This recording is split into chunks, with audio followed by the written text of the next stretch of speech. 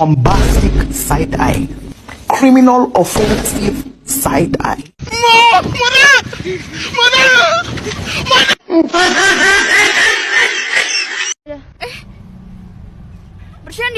Bercanda.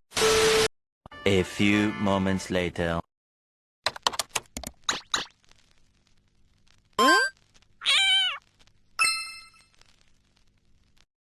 Assalamualaikum warahmatullahi wabarakatuh. Salam solusi. Kami dari kelompok 4 ingin berdiskusi tentang hubungan agama dan negara. Saya Friska Yuandini dan dua teman saya. Saya Fazaulia Lubis. Saya Fazrul Syahlin. Dan kami akan mendiskusikan hubungan agama dan negara. Kak, saya mau bertanya nih. Tanya apa tuh, Kak? Menurut kakak, gimana sih konsep antara hubungan agama dan negara itu? Menurut saya itu ada keempat pola pandangan. Yang pertama itu ada teokrasi, di mana merupakan pandangan yang menganggap atau menyatakan bahwa terdapat hubungan yang signifikan antara negara dan agama. Dalam arti kata lain, antara negara dan agama diyakini oleh aliran pandangan ini sebagai dua hal yang tidak bisa dipisahkan. Dan negara menyatu dengan agama menurut paham ini karena pemerintahan dijalankan berdasarkan firman-firman Tuhan. Seperti segala tata kehidupan dalam masyarakat, bangsa, dan negara dilakukan atas titah Tuhan.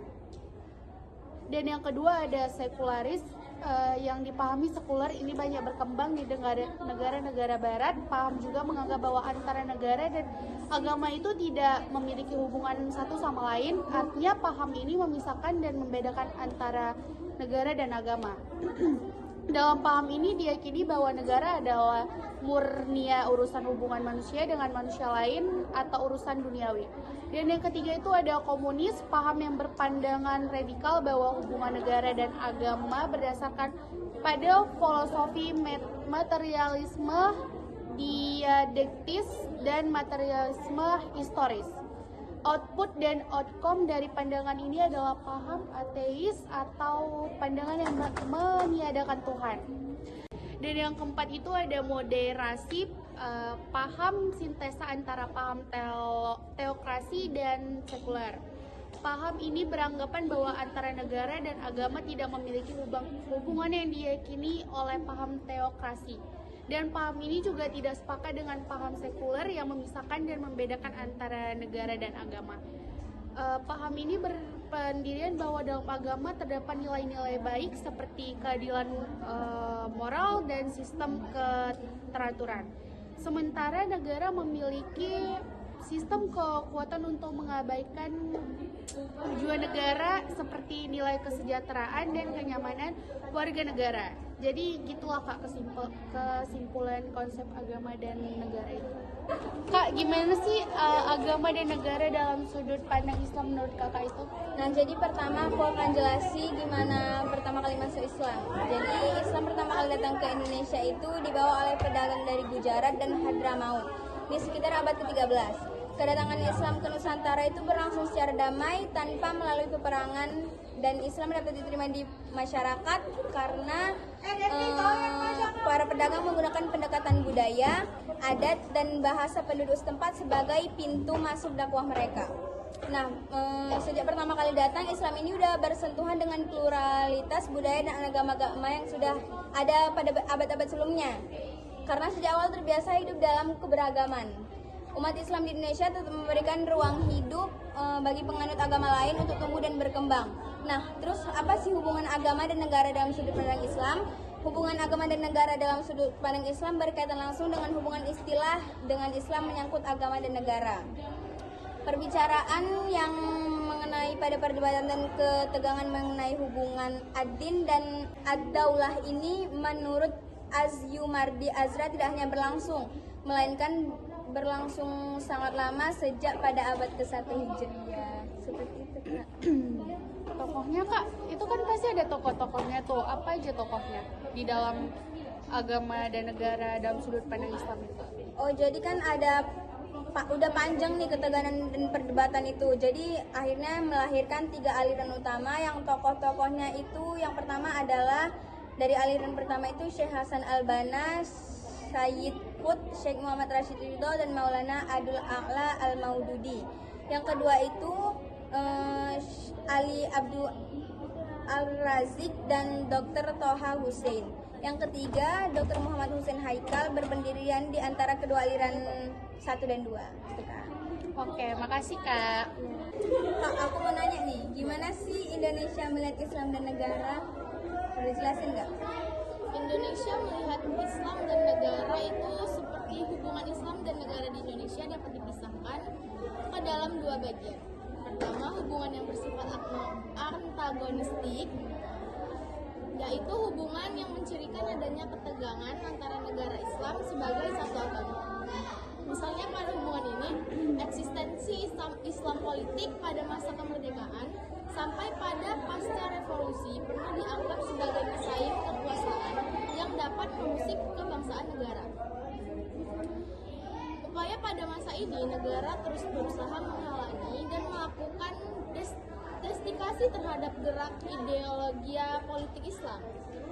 Yang kedua, hubungan yang bersifat akomodatif. Hubungan model ini seperti terjadi pada tahun 1980-an.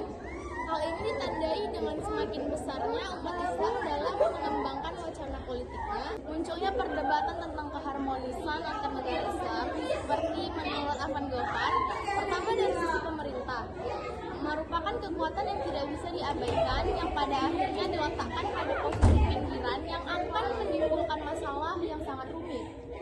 Kemudian karena itu sudah sewajarnya diakomodasi sehingga kemungkinan konflik dapat diredam lebih dini. Kemudian yang kedua, di kalangan pemerintah sendiri terdapat sejumlah figur yang tidak terlalu fobia terhadap Islam, bahkan memiliki dasar keislaman yang sangat kuat sebagai latar belakang mereka. Misalnya B.J. Habibie, Emil Salim, dan yang lain-lain. Nah, secara umum kan dapat digolongkan ke dalam 2 bagian nih kan, yaitu bagian apa aja sih Kak dalam 2 itu? Oh, secara umum Indonesia melihat agama Islam itu dapat digolongkan ke dalam 2 bagian. Yang pertama, hubungan agama dan negara yang bersifat antagonistik. Seperti yang tadi sudah dibilang, eksistensi Islam politik pada masa kemerdekaan dan sampai pada pasca reformasi pernah dianggap sebagai persaingan kekuasaan yang dapat mengusik basis kebangsaan negara. Persepsi tersebut membawa implikasi terhadap keinginan negara untuk berusaha melakukan domestikasi terhadap gerak ideologis politik Islam. Kemudian sebagai hasil dari kebijakan semacam ini, bukan saja para pemimpin yang gagal untuk menjadikan Islam sebagai ideologi, tetapi mereka juga sering dianggap sebagai kelompok yang secara politik minoritas atau outsider. Bahkan politik Islam sering dicurigai sebagai anti ideologi negara Pancasila. Satu lagi itu apa sih Kak? Nah, yang kedua itu ada hubungan agama dan negara yang bersifat akomodatif. Gejala menurunnya ketegangan hubungan antara Islam dan negara mulai terlihat pada pertengahan tahun 1980-an. Hal ini ditandai dengan semakin besarnya peluang umat Islam dalam mengembangkan wacana politiknya, serta munculnya kebijakan-kebijakan yang dianggap positif bagi umat Islam.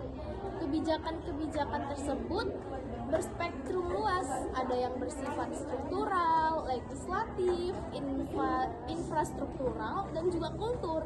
Kenapa sih negara melakukan akomodasi terhadap Islam setelah sekian lama terjadi ketegangan hubungan antara negara dan Islam itu? Nah, untuk menjawab ini, Afan Ghaffar itu sudah pernah menjelaskan kenapa. Jadi Afan Ghaffar itu menjelaskan beberapa alasan mengapa negara melakukan akomodasi terhadap Islam. Yang pertama, dari kacamata pemerintah, Islam merupakan kekuatan yang tidak dapat diabaikan dan akhirnya jika diletakkan pada posisi pinggiran bisa menimbulkan masalah politik yang cukup rumit. Oleh karena itu sudah sewajarnya diakomodasi sehingga kemungkinan konflik dapat diredam lebih dini. Yang kedua, problem internal pemerintah terdapat sejumlah sosok yang mempunyai dasar keislaman yang sangat kuat sebagai akibat dari latar belakangnya, misalnya saja Emil Salim, B.J. Habibie, Akbar Tanjung, dan lain sebagainya.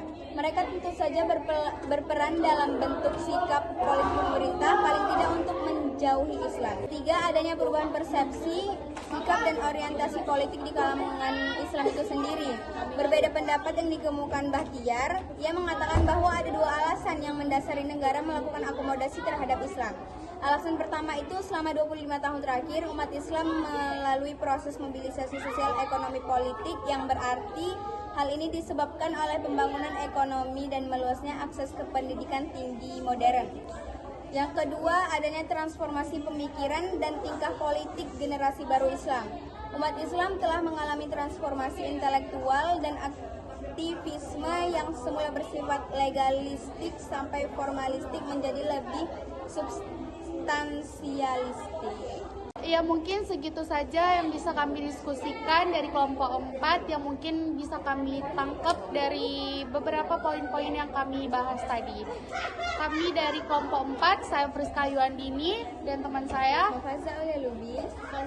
ingin mengucapkan terima kasih. Salam solusi. Assalamualaikum warahmatullahi wabarakatuh.